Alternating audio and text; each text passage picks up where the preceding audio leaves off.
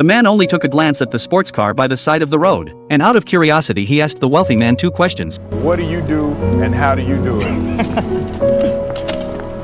I'm a stockbroker. Destiny was about to change all because of those 2 casual questions. A billionaire was about to be born.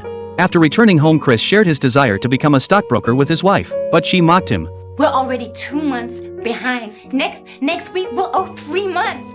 Chris had no choice but to silently endure it, but he still refused to give up.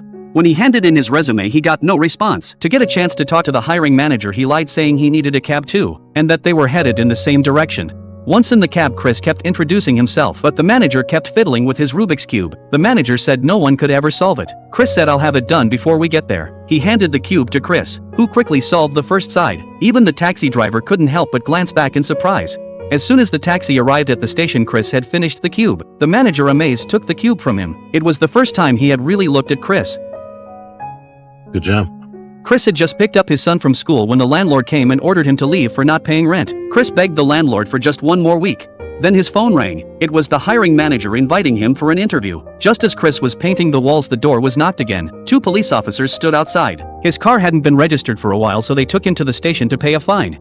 The next day, after taking care of everything, Chris rushed straight to the company. But in his haste, he realized that everyone else was dressed in suits and ties, while Chris was wearing dirty work clothes covered in dried paint.